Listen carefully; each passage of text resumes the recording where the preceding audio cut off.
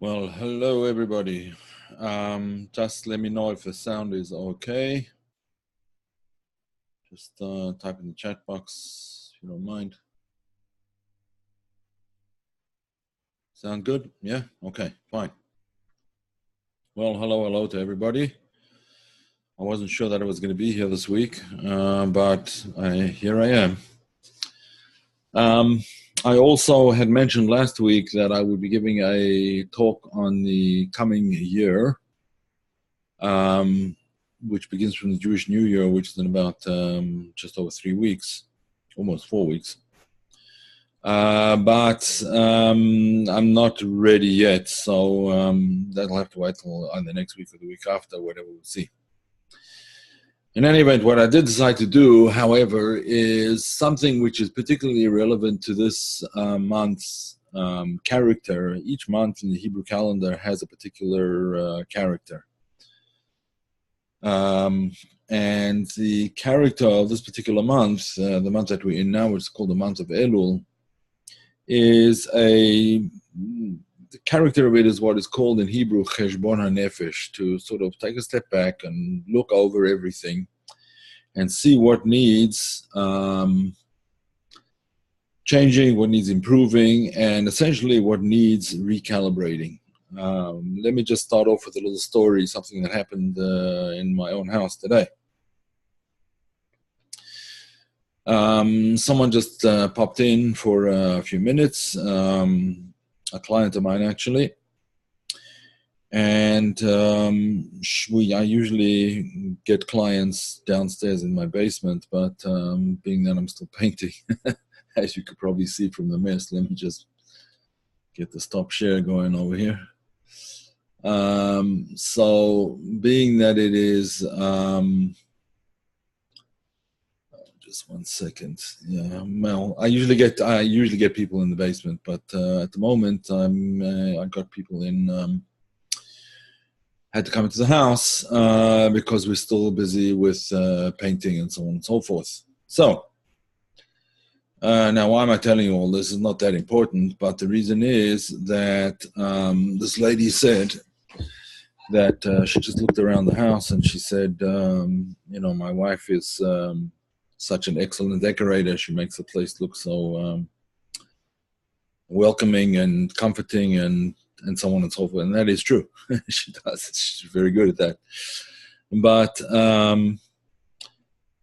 she then said something very interesting, which is that she has several children, all boys. And from what I understand, they're quite lively, let's put it that way. I learned in Israel before we had children, and then when we had very little children, that kids who are wild in school are called kids with extra energy, or if merits they call it. Yeah, just energetic kids, super energetic kids. They don't call them ADD, ADHD, wild kid, whatever. These are just kids with a lot of energy. And it seems like her kids have a lot of energy. So she said, my house needs painting. It's needed painting now for more than 10 years. But, we still have young kids, so I don't think it's time to paint yet. But what's more important, right? Having kids at home or having a nice paint job. They're not necessarily a contradiction one to the other, but when you have 5 or 6 very lively young boys, it tends to get rather hectic, and the paint shows the painting in the house seems to show the results, of having so many kids. I just got a text from my daughter today that my grandson, while she was nursing the little baby, she had a little baby just recently, a couple of weeks ago. So she told me that while she was busy nursing, he decided that he needed to go to the bathroom on the floor. But the point is that I'm trying to make over here, not just to tell you personal stories, but the question is, how do we take these things? These are little setbacks in life. And the truth is that no one's going to remember, your kids are not going to remember 10, 15, 20, 30 years from now. They're not going to remember whether the walls were painted perfectly, whether the decoration was great, but what they are going to remember is how you related to them, how you spoke to them, how you interacted. And that is not only true of children, it is true of everybody. What's important is not the walls, what's important is the interaction. It's a famous story from the Magnum is rich. Someone once went to visit his house, and the Magnum is rich was the successor to the Baal Shem Tov, the student of and the successor to the chief disciple of the Baal Shem Tov. And he was very, very poor, and lived in a very sort of ramshackle house. And for his table was just a plank of wood, which was placed between two blocks of wood, two like tree trunks basically, which had been cut off and smooth, I suppose. And that was his table, but it was also his bed. That's where he slept as well. He slept on that. So during the day, he used it as a table. At night, he would use it for however much he slept. He would use it as his bed. People used to live like this. In any event, some guests came and they asked him. They said to him after speaking to him for whatever that is like they came for. They asked him, "Where's your furniture?" So he said to them, "If you don't mind my asking, where's yours?" So they said, "But we're just passing through." So I said, "Well, me too. I'm also just passing through. Yes, he's going to be up for 50, 60, 70, 80, whatever years however many years he lived. But we're all passing through. And the main thing is not the furniture, and the main thing isn't the, the carpets and the decorations and the embellishments. The main thing is the primary principles of what our existence is all about." Recently, I was watching a video of Steve Jobs, the founder and creator, essentially, of Apple. And he was telling about after he got the diagnosis that he had pancreatic cancer. So he said when he got that diagnosis, he really took a step back. And he started thinking about like what's really important in my life, like what is the main thing. And he came to the conclusion with all his creative genius and his genius in being able to sell the Apple products, which, I mean, he was a genius, he was an absolute genius in presentation and so on. With all of that, he came to the conclusion that the most important thing in his life was his family. That was the most important thing in his life. So one needs to reframe family issues. For example, let's say there's a child who has difficulty learning. It's a very common thing with children.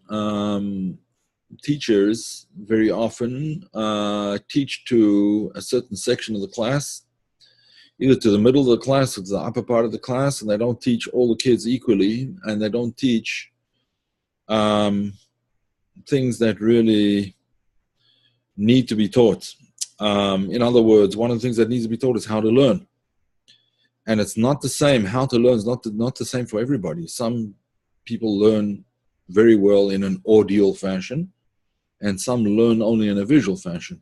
There's all kinds of different learning styles, and then tactile fashion is another way of learning. There's all kinds of different ways of learning, and I'll tell you a couple of stories to illustrate this idea.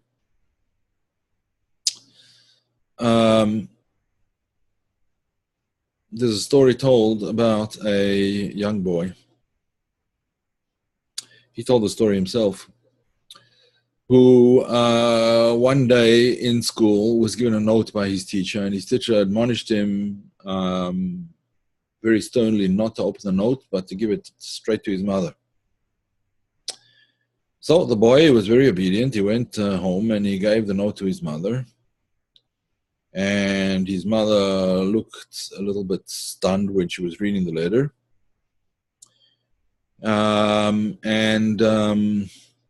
She said to the boy, after reading the letter and closing it, she said, "You want to know what it says?" So I said, "Yeah." So she opened the letter and she read it to him, and she said, "Your teacher said as follows, your son is a genius, and it is my opinion that there's no one in the school who is capable of teaching him what he needs to know. And therefore, we would suggest that you keep him home and you teach him." And that's what she did. And later on, he grew up to be a very famous scientist whose name I will tell you soon. And after his mother passed away, he was clearing up some of her papers and so on, and he found that note, that original note from the teacher.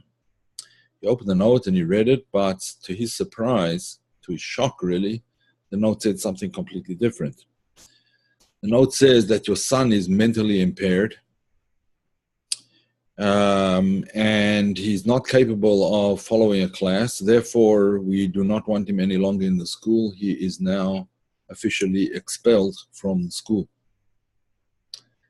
He said it was due to his mother that she took an imbecile, a learning disabled, a mentally deficient, that was the term used, a mentally deficient child, and turned him into one of the geniuses of the century. And his name was Thomas Edison. So, we have to know how to reframe things. Mrs. Edison reframed it for her son in the most amazing way.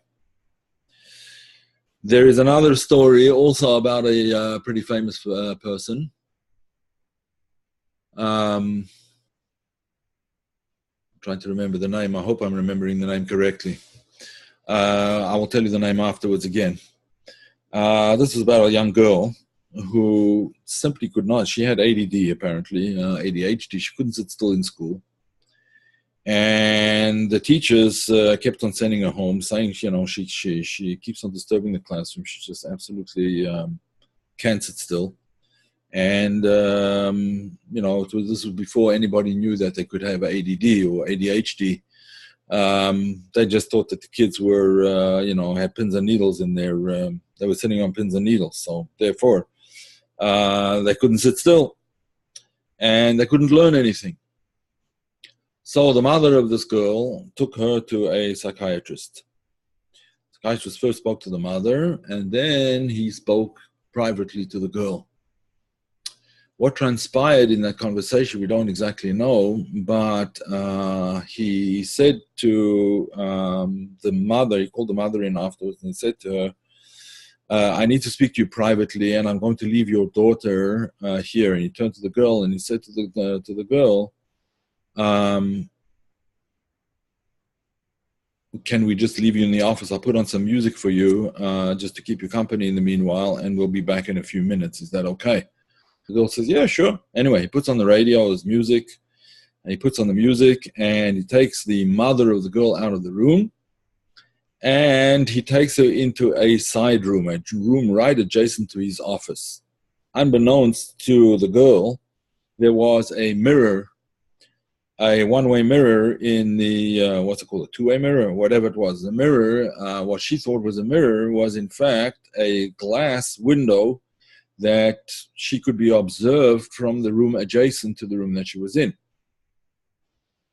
And the psychiatrist said to the mother, "Now watch her, like just watch carefully." And they just left the room, and when the girl was sure that they'd left the room, she got up and she began dancing. She began dancing to the music. And she was dancing and dancing and dancing to the music, and looked absolutely transported into another world, and she was really ecstatically involved in what she was doing. And the psychiatrist turns to the mother and he said, "There's nothing wrong with your daughter, Mrs. I believe the name is Fonteyn, if I'm not mistaken. There's nothing wrong with your daughter, Mrs. Fonteyn, your daughter just happens to be a dancer. I would suggest that you enroll her in the local school for ballet, which at that time was a high school for girls who were going to go into ballet as a career. And she did. And this girl became the famous Dame Margot Fonteyn. If I'm not making a mistake, who is Dame Margot Fonteyn? I think she was the greatest. She was knighted by the Queen. She was the greatest British ballerina in the last 200 years. And again, it was just understanding where this child was coming from, what this whole story was all about. It was seeing the potential in a situation which looked like it was lost, a lost cause, just like the Edison story, same too, Margot Fonteyn. Yeah, that's right. Yeah, I believe it was Dame, they call her Dame, like Sir, for a lady is a Dame, right? Dame Margot Fonteyn. I believe that was her. I could be making a mistake in the name, but I think that was, if my memory serves me, it was her that the story was about. So, similarly, ladies and gentlemen, when we come to a situation which appears to be a something weighing on our lives, weighing on our minds, seeming to be dragging us backwards, what is called for is a recalibration of things. In other words, what's called for is, first of all, assessing what are the most important things in life. Is it most important in life that I, or that my child, or my acquaintance, my brother, sister, father, parent, whatever it may happen to be, follows the regular pattern of things that everybody else does? Is that drastically important? Is it a major consequence that all children are the same? There's a very interesting video which I think you should watch. It's a TED Talk, I think one of the most watched TED Talks of all time, by someone known as Sir Ken Robinson, also a British educator. Ken Robinson, you can look it up on the TED Talks. It's been watched by millions and millions, 20 million, 22 million, 25 million people, amazingly. But he talks there about how schools have become basically sausage factories, right? Where every sausage is identical to every other sausage. Every kid is supposed to follow and fit exactly the same mold and be exactly the same size and weigh exactly so to speak. In other words, it's the sort of industrial revolution schools that have been continued way past the industrial evolution. Our age, the age in which we live in now, is not the industrial age anymore. It's now the information age. It might have even graduated beyond that, I don't know. But it seems to be the age of information. And therefore, recalibrating things means, amongst other things, it also means getting the correct information for the situation in which you find yourself. Now, getting the correct information in your own situation is not always the easiest thing. Why is it not easy? Simply because we tend to take the perceptions of other people, supposedly experts in the field, or certainly people who are influential in our lives, and we believe, we swallow hook, line, and sinker, in fact, what it is that they're telling us. Part of recalibration means that I have to look at what the primary values are in my life. What are my primary values, or what should my primary values be? If, for example, your primary values are family, closeness, education, good moral character, then perhaps one has to recalibrate certain things in terms of what is the what are your primary things? What are the primary values in your life? What are the primary areas in which you think makes up the most important things in life? And the most important things in life, again, are not necessarily what somebody else thinks you should be doing or you should be thinking. Now, how does this apply to the month that we find ourselves in now, the month of Elul? The entire character of this month, although it's recalibration in terms of what? It's recalibration in terms of our relationship with the Almighty, our relationship with God. The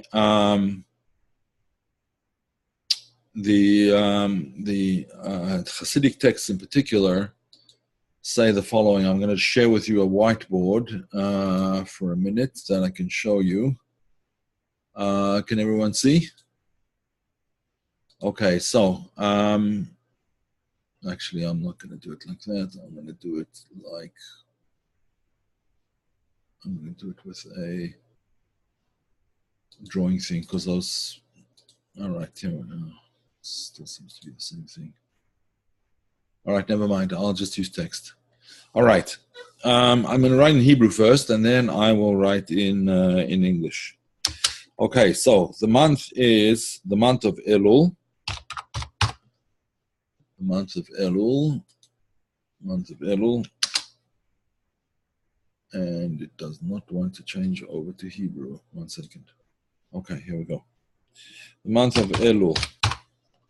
Right? Elul, according to many Hasidic works, there are actually many ways of spelling out the word Elul in terms of a verse, but the most important one is Ani Ledodi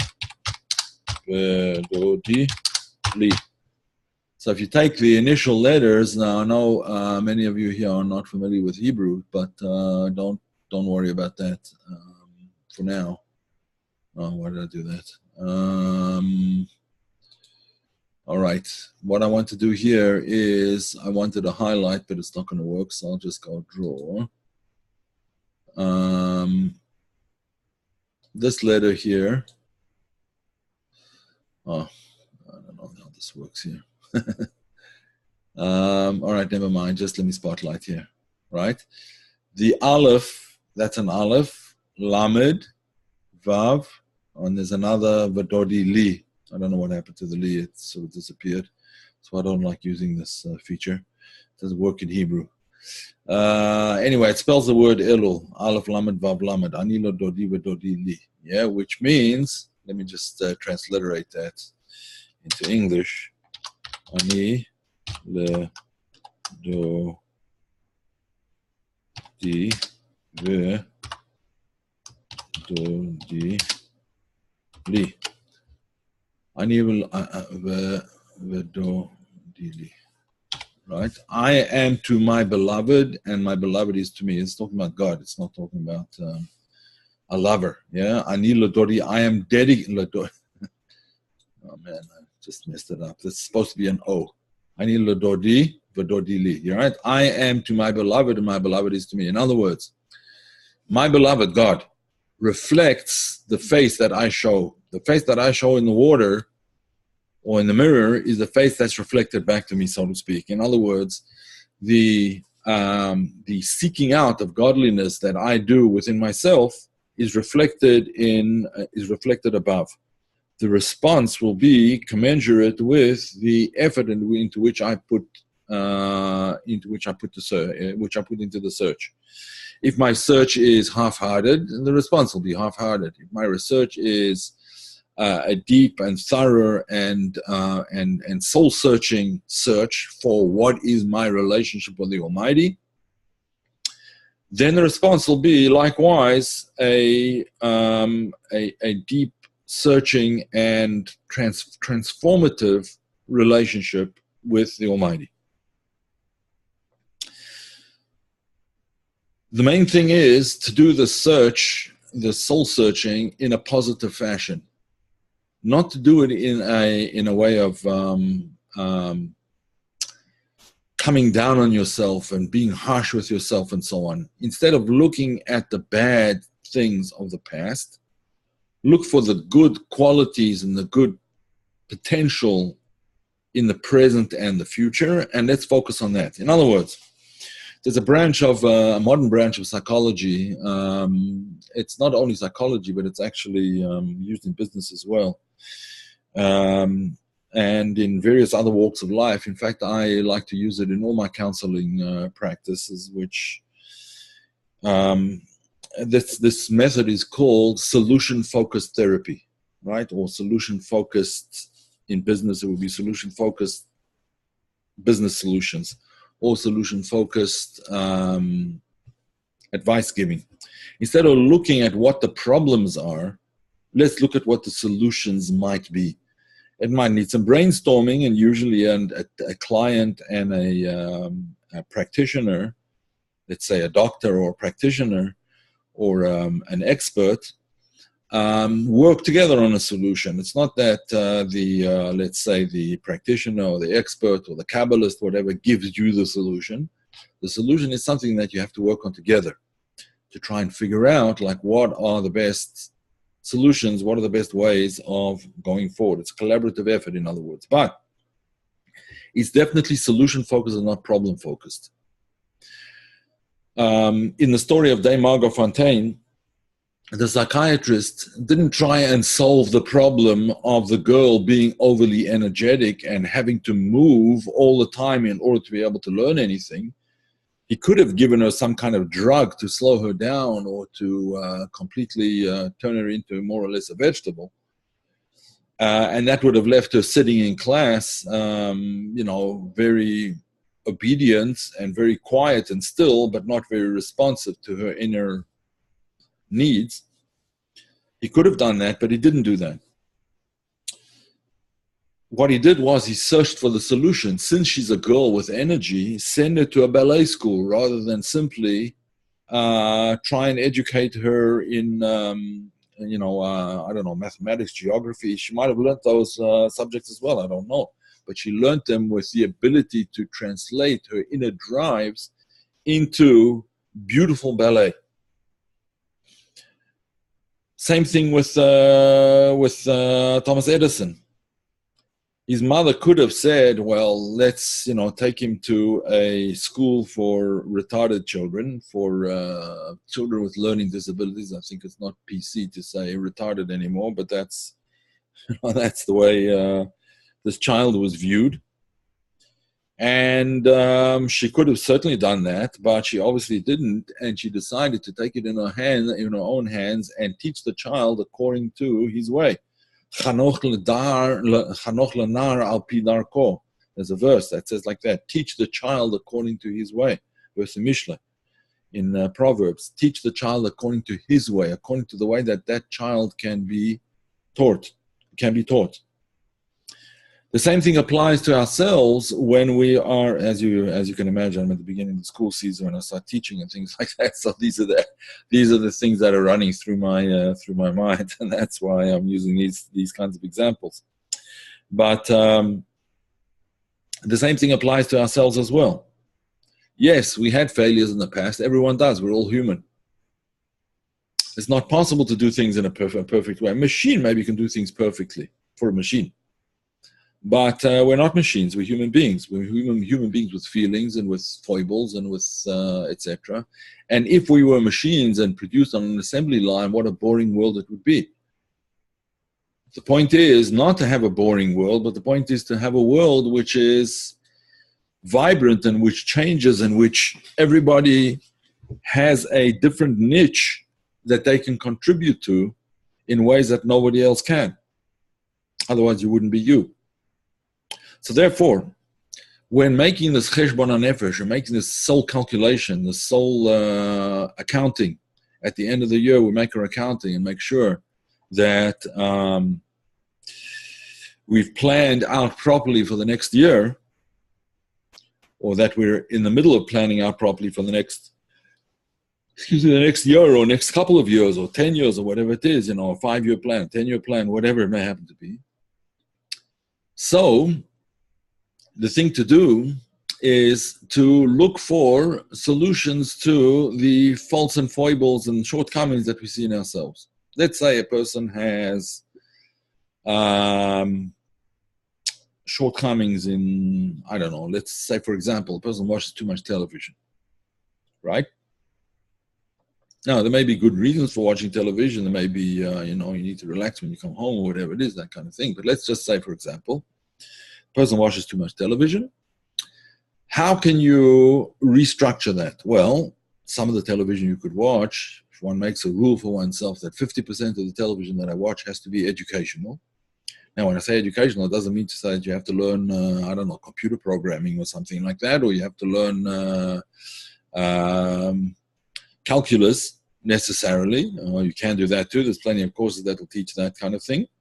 But simply things like, for example, values.com. We've got a website called values.com. You'll see over there some of the values which a person should inculcate into himself or herself. And taking that as an example of a productive 10 or 15 minutes that you could spend on television. There's many, many other things. I happen to like something called Prager University, which has, it might not agree with some people's political perspectives. It's more of a conservative bent to it, but whatever it is, there's a lot of very interesting short videos, 5-minute videos there, all free. There's a lot of things on YouTube. There's a lot of things on TED Talks, right? There are a tremendous amount of TED Talks which are interesting. If you want to learn something and don't just want to be passively entertained, but you want to actually change things in your life, go and listen to TED Talks. Each TED Talk is around between 15 and 20 minutes. Usually 18 minutes is the max. Some are shorter, some are drop longer. It's worth looking at these things. It's worth thinking about them. It's worth educating yourself and elevating yourself by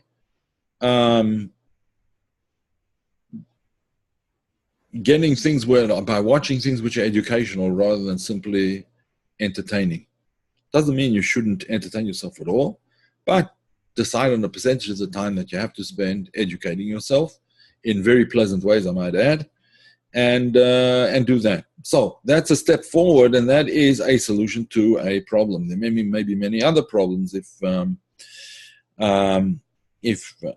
people could write down on a piece of paper or whatever what their issues are, what the issues are that they're dealing with, or the problems that they're facing, or the shortcomings that they feel in themselves. That often helps to clarify things for yourself, and then ask a friend or ask a close colleague or a husband or a wife or a parent even to help you decide, or a mentor, a teacher, an advisor, something like that, help you decide how to move forward to into improving your life. If a person spends every day thinking about, for a few minutes, how can I improve my life today? What am I going to do today that's going to make a difference to tomorrow? Not only to myself, but to other people as well. Then we find that things start to get completely recalibrated and restructured and reorganized and re-energized. And I think that's what we have to do. Yeah, it's positive thinking of desired results as well, but one has to be practical. It's not only positive thinking of desired results, but I think it's also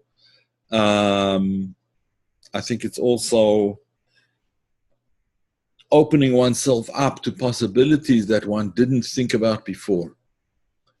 For example, if one sits down with a piece of paper and thinks of what are all the kinds of things that I'm interested in, and maybe I was interested in when I was 19 or 20 years old or 25 years old, that I've forgotten about in the meanwhile, and I've sort of pushed aside.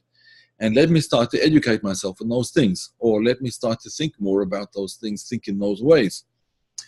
In this way, start to sort of move forward. And we'll find that if you spend a few minutes every day thinking about this before you go to bed, if that's a good time, or when you just after you get up, or when you get up in the morning, or lying in bed in the morning for the first 5 minutes before you get out of bed. What am I going to do today that's going to make a difference?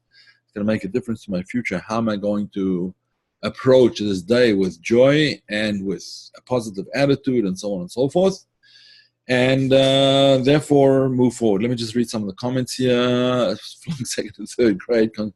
Thank God I didn't pay attention, because I would not have gone into graduate 5B, the Kappa from college. Fantastic, Terry. Terry is one of the leading psychologists in North America today. Am I right, Terry? Okay. So positive thinking we discussed a little bit. Would you comment please on, once we understand why those things come our way, then what is our role in contributing to the spiritual reform of those around us who are instrumental in bringing those revelations to us, i.e. our contribution to reforming each other? Yes, that's a very important question. I think, Ernest, the most important way of dealing with this is offering people things, not forcing things. You have to know how to sort of gift wrap an offering to somebody. You know that it'll be good for them, but you have to learn how to gift wrap it in such a way, or you have to think how to, I mean, everyone knows how to do it, but we just have to think how to gift wrap a message to another person in such a way that they're going to appreciate it and not reject it outright. I'm sure all of us have had experience of trying to encourage our kids to not do one thing and yes to do something else, or something similar, and how difficult it is sometimes to get kids to change their mind. But if you know how to gift wrap it properly, in other words, you can wrap it up in the right kind of let's say you have a child that does not like being told what to do. Does anyone have children like that, man? Yeah.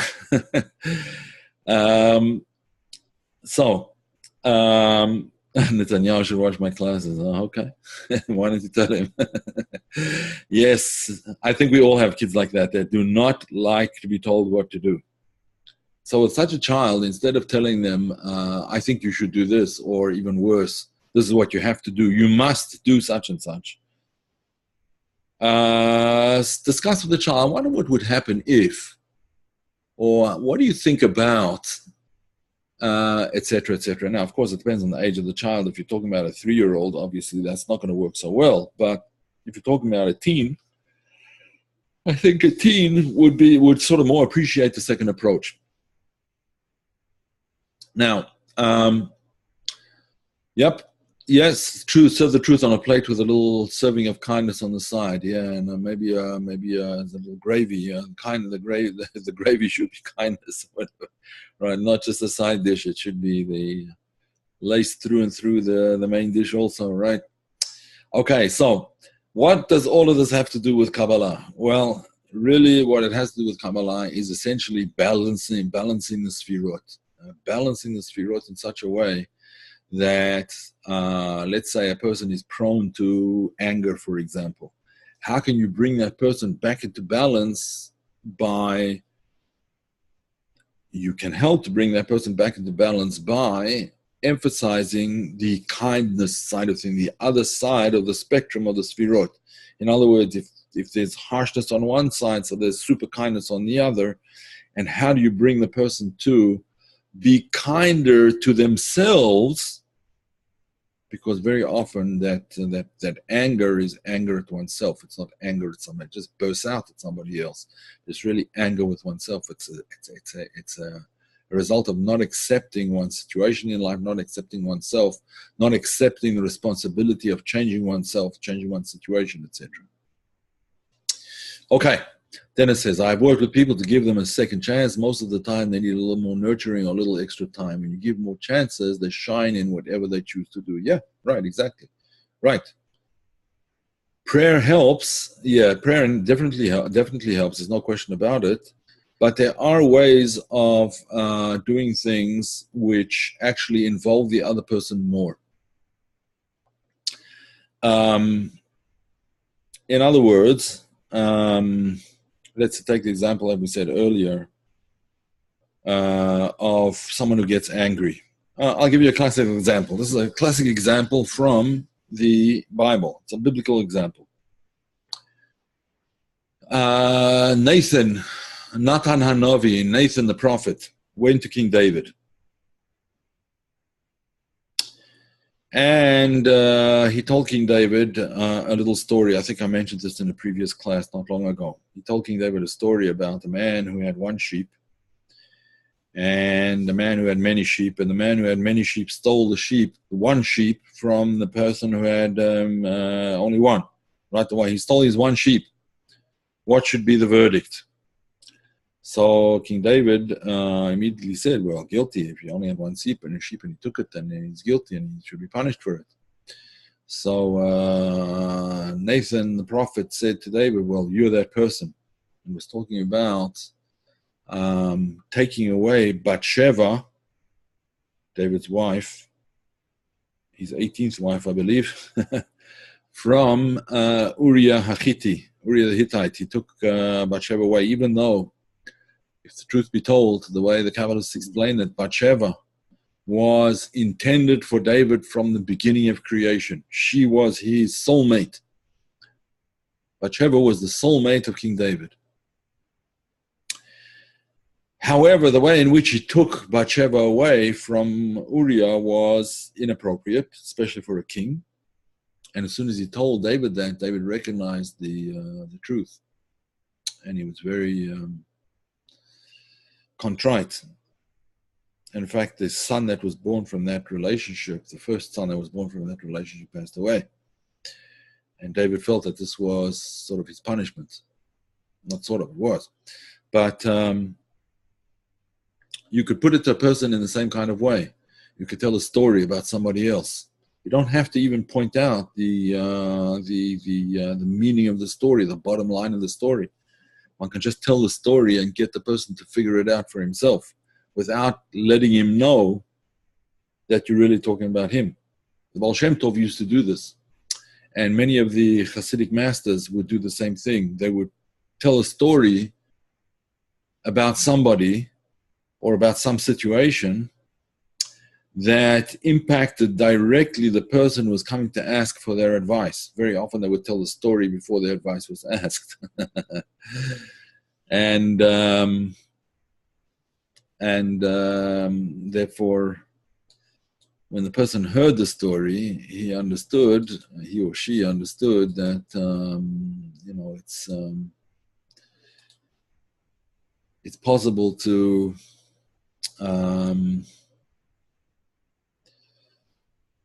possible to direct people without them even knowing that you're directing them.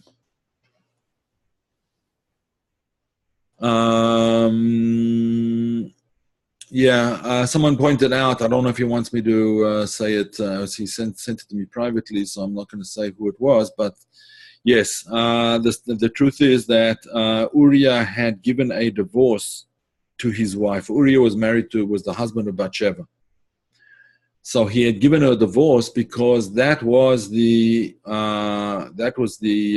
law of the land, that when a soldier went out to war, if he would be captured or killed and killed in battle and his body would not be found, then the wife would be regarded as what's called an aguna, A-G-U-N-A. Or aguna with a hay on the end, right? An H on the end. Aguna. And aguna means someone who's bound. A wife who is bound, she's still technically married to her husband, but she's now chained, so to speak, because she doesn't know what happened to her husband. A woman is not allowed to remarry unless she gets a divorce from her husband, a full divorce, or her husband passes away. So every soldier had to give a get. He had to give a bill of divorce to his wife in case he would be captured or killed. And Uriah had in fact given this bill of divorce to his wife. So technically she wasn't married when David took her as a wife, when he had relations with her. Technically they weren't married, but it was inappropriate for the king to do something like that. And then Uriah was indeed killed in battle, and then David actually married Bathsheba. But After that child died, they then had a child who became King Solomon. Yeah, Shlomo HaMelech, King Solomon. So, but that story that Nathan, that Natan Hanavi told him, made David realize that he was the extent of his errors, the extent of the wrong way he went about things. So if we want to change somebody else, often the best way to do it is a story or an observation about a third person without telling this person that you really want to hear the message, without telling them. There's a famous story of Rabbi Elimelech and Rabbi Zushia. Rabbi Elimelech and Rabbi Zushia were two leading disciples of the Magnum, who was the chief disciple of Baal Shem Tov. And they did for a number of years, they did what's called, they went into Golus, they went into exile. Going into exile is a sort of a penance or a way of becoming more sensitive to the fact that the world is, that the divine presence is also in exile. So it's called Gerushin in some terminology, in Kabbalistic terminology, that's what it's called, Gerushin, which means really divorce. Gerushin, or it means, no, I'm sorry, Gerushin means divorce also, but it means, in this case, it means being chased away, right? In other words, not being at home, but being in foreign circumstances and wandering from town to town without a place to live, depending on the graces of and the kindness of other people for your food, for your accommodation, and so on and so forth. So people do this, or people used to do this in past eras in order to become more sensitive to the fact that the divine presence is also in exile. Since the divine presence is not in the temple, there is no temple now, and the divine presence is not in the temple in Jerusalem, and therefore the divine presence is in exile. So that we do this to go and sensitize themselves to the idea of what it means to be in exile. Anyway, so Rabbi Zushia and Rabbi Elimelech were in the state of exile, they were in their journeys, and they came to a place, and since they had Ruach HaKodesh, they had divine inspiration and divine insight into situations. They saw that the particular person who was standing in front of them, the innkeeper, had not had tefillin or phylacteries or objects religious objects which are used in prayer and so on, that but they have to be written in a very specific way. They saw that his tefillin, his ritual phylacteries were invalid. And so they started telling a story. One told the story to the other, it's time for me to get my tefillin, my phylacteries checked. It's been so long since I checked them, and maybe they're not kosher anymore, and so on and so forth. And the man realized, I also didn't check mine, right? And I need to get them checked. Anyway, I got them checked, and they told him, they showed him that they were invalid. And so he had to get new ones. So that's the kind of thing that you can do, suggest that perhaps tell a story, make a suggestion to somebody else, but not to the person who's really the target of your very gentle criticism. Okay, ladies and gentlemen, I think we've had we'll have to stop now. Let me just see, there's another question here. Kingship is expected to replace democracy in Israel, as democracy comes from Esau, and kingship, the good king, where everyone chooses the king, and the king works for the good of the people, comes from Jacob. Is this true according to Kabbalah? Yes. That's a good point. Now, when we say replace democracy, what is democracy? Democracy is really it's a Greek invention, where the people decide. It can certainly work out better than a corrupt king or a king who's not righteous. But what if, let's imagine, for example, what if we would have as our leader not government officials like we have today, a prime minister, president, a cabinet, a senate, and so on and so forth, House of Representatives, but rather we would have a wise, not only wise, but righteous, a godly king, someone who really understands and can see into the depths of your soul, into the depths of your needs, and so on, and be able to advise you accordingly. If we would have such a person, we would be in a completely different, a completely different world. And that is seen to be the ideal form of government, according to the Torah, according to Kabbalah, that a king, not a despotic king, but rather a righteous king, is the correct kind of leader for human beings, for us. And that will replace democracy in the future. People need a leader to look up to, someone they can aspire to become or to emulate or to look towards. Unfortunately, presidents generally are not those kinds of people who we can aspire to emulate. You can go back all the way, many presidents, but maybe George Washington was a good, was someone people who aspired to be like, or Abraham Lincoln maybe, but I think since then we've been pretty despairing of, role models in our presidents. Let's put it that way. And that includes all of them since then. Okay. So, ladies and gentlemen, we'll leave it at that for today. This has been less of a Kabbalistic class and more of a exhortation to change our lives, which is the main thing. We need to change our lives for the better. We need to help change other people's lives for the better, and that is what life is all about.